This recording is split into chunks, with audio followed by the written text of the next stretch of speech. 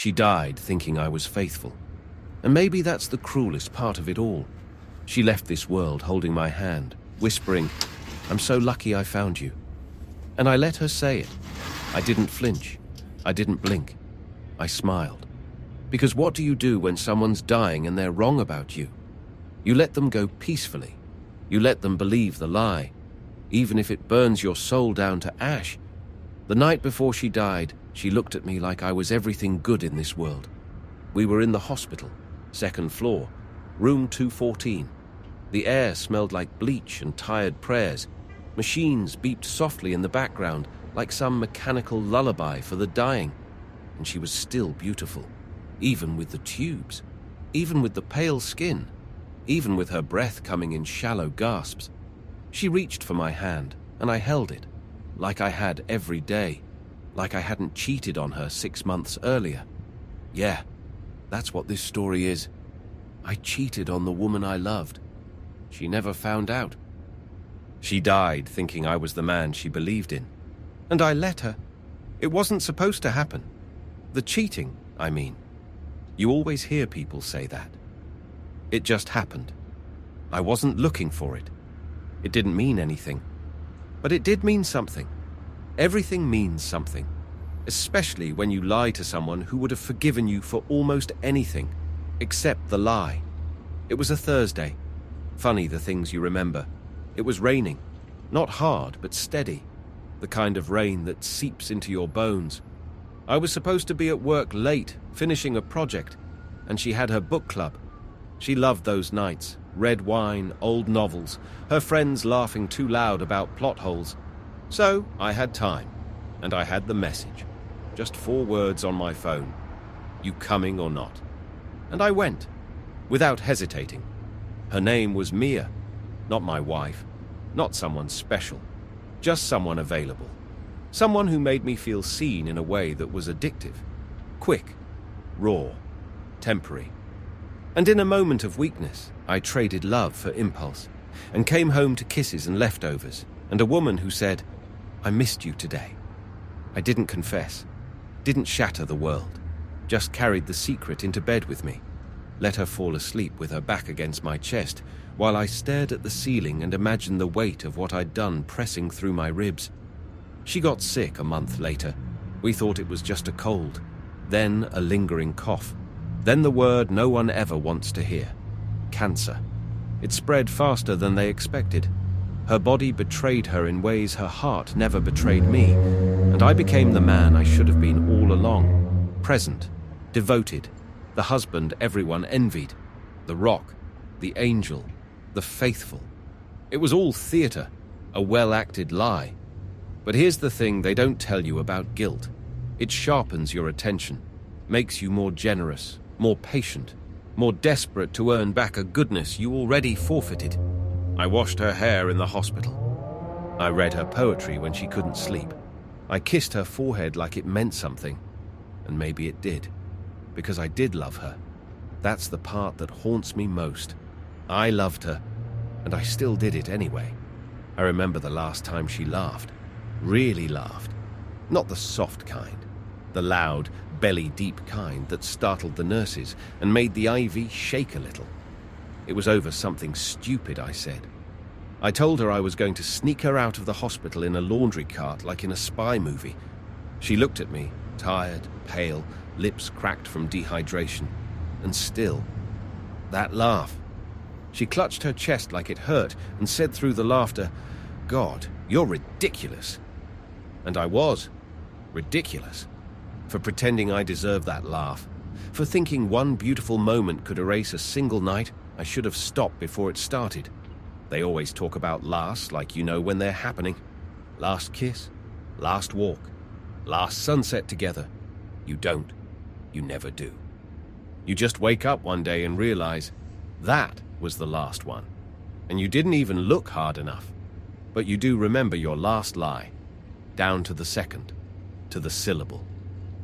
She looked at me one evening, maybe 2 weeks before the end, and said, "You've always been good to me, even when I didn't deserve it."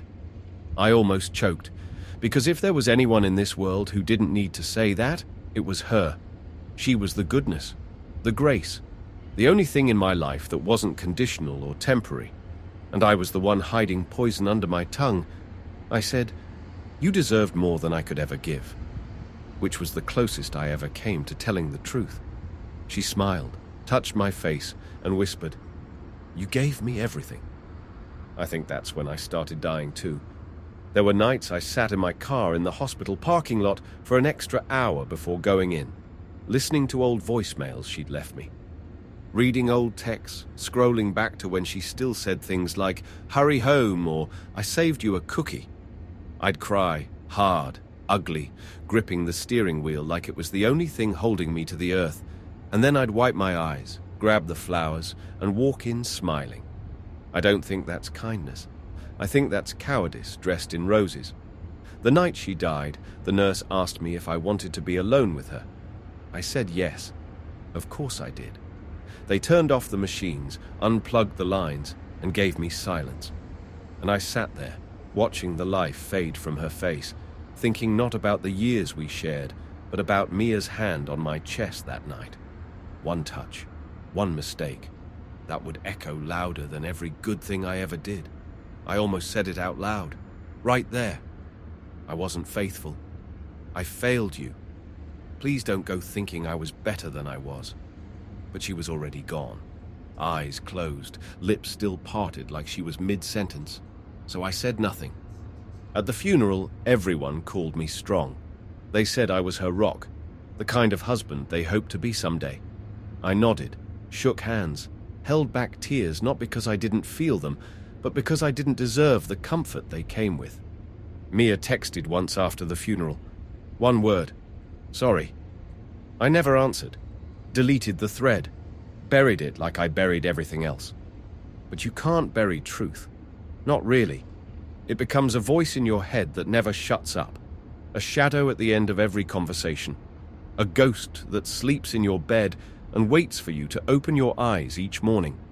And for me, that ghost had her face. I tried to move on, dated a few people, tried to be normal. But every time someone asked, "What happened to your wife?"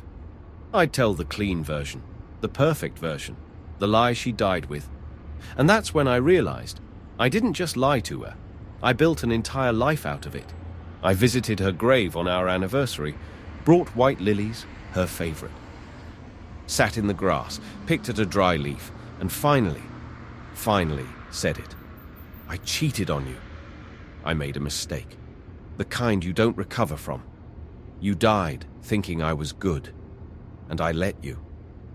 The wind didn't stop, the ground didn't open, lightning didn't strike, just silence, heavy and soft, like forgiveness that didn't quite reach me. But I said it, and that was the beginning of something. Not peace, not redemption, just truth. And maybe that's where healing starts. I didn't expect anything to change after I said it. I didn't expect the weight to lift, and it didn't. But something shifted. Not relief. More like surrender. Like finally dropping the heavy thing you've been pretending you could carry.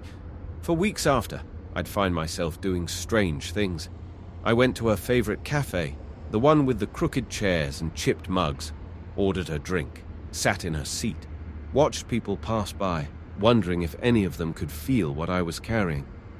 I went to bookstores she loved, ran my fingers across the covers she used to read, stood in the aisles too long. I drove past the house where we lived, didn't stop, just watched it from the corner.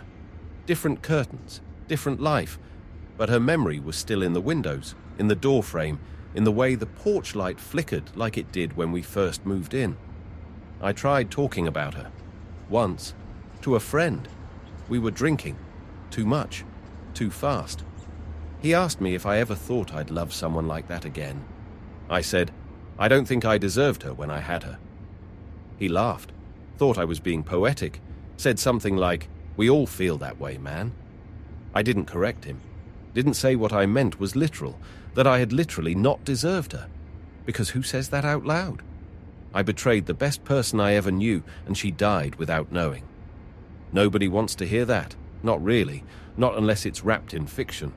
or served as a confession from someone already dead inside. I started writing about her. Nothing public, just notebooks, half-finished sentences, lines like, "You looked at me like I was whole and I was already broken. You gave me forever. I gave you silence. If ghosts exist, I hope you haunt me gently." I didn't know if I was writing to her or to myself. Maybe both. Maybe that's what guilt does. Turns you into both the prisoner and the warden. Months passed. Seasons changed. The pain stayed. Not like a stab. More like a dull ache in a bone you broke years ago. A pain that doesn't scream anymore, just reminds you. I started seeing someone. A woman named Claire. She was kind, not pushy. The kind of person who waited for silence to speak. I didn't tell her about the affair, but I told her about Eleanor. Not the whole story, just the shape of it. That she was my wife. That she died. That I wasn't the man she thought I was. Claire nodded like she understood, even if she didn't. She said, "Sometimes we only become the right person after we've lost the one who needed him most." I didn't respond. I couldn't. Because if I had, I would have said, "And what does that make me? A lesson?" I kept seeing Claire. We weren't serious, but I liked her honesty. She didn't try to fix me, didn't ask for the parts of me I couldn't give. One night, she asked me what I regretted most. I paused, then said that I didn't confess before she died. Not for her, for me. Because now I live in a story that no one knows is fiction. Everyone thinks I'm the hero, but I know I'm not, and it's hard to breathe inside that lie. Claire didn't say anything, just took my hand and squeezed it. I didn't deserve that either. They say grief is love with nowhere to go, but that's only half of it. Guilt is love you poisoned yourself. It doesn't just sit quietly, it stings. It rewrites you, and you start forgetting what you looked like before you broke the mirror. I went back to the hospital once. Just walked the hallway. Room 214 was empty. The bed stripped. The window open. I stood there for 5 minutes. No reason. Just to stand where she last saw me. Where she last believed in me. I wonder sometimes what she'd say if she knew. Not at the moment of her death, but now. From wherever she is. If anywhere. Would she hate me? Would she forgive me? Would she just look at me with those same tired, kind eyes and whisper, "Why?" I don't know. I'll never know. And that's part of the punishment. Because even hell gives you answers. But guilt? Guilt just gives you echoes. There's this moment, late at night, just before sleep, when the brain does something cruel. It replays the one thing you've been trying to forget. Not the whole thing. Just a second. A flash. A detail. For me, it's her hand. Not Eleanor's. Mia's. That night. On my chest. The way her nails trace something that wasn't hers. And then, just as quickly, the memory shifts. And I see Elena's hand, reaching for mine in the hospital, squeezing gently. One hand was desire, the other was devotion. And I let them both touch me, in the same lifetime, in the same body. I didn't plan to tell Claire everything, not really. But guilt is like a dam. Cracks form whether you want them or not. And one night, sitting in my apartment, she asked me about my writing. I hesitated, said I'd been writing letters I'd never send. She asked, "To her?" I nodded, but then I said, "Also about her, about what I did, about who I was." She tilted her head, waited. So I said it, the thing I hadn't told anyone. I cheated on my wife before she died. She never found out. She died believing I was faithful, and I let her. Silence, not awkward, waited. Claire stared at me for a long time, not with judgment, with something worse, understanding. She whispered, "And you've been living in that lie ever since." I nodded.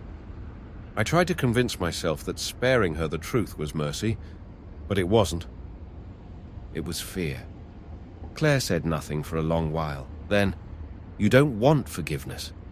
I looked at her, confused. She added, "You want punishment." And she was right. The next day, I started recording my voice. Not for a podcast, not for anyone else.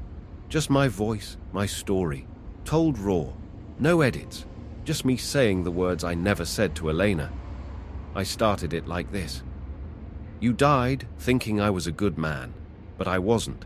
I failed you, not once, but forever, because a betrayal you never know about still breaks something, even if it's only me." I talked for 40 minutes straight, no script, just truth. When it was done, I cried. Not the kind of crying that wants comfort, the kind that cleans you out. I didn't delete the file. I didn't listen to it either. I just named it Elena, the real version, and left it on a drive I keep hidden in a drawer. I don't know if anyone will ever hear it, but it exists, and sometimes that's enough. Weeks passed. Claire and I drifted. Not because of what I said, but because I had nothing left to give. She deserved someone present, someone whole. I was still split, one half buried, one half begging for atonement. We said goodbye on a rainy afternoon. Of course it was raining.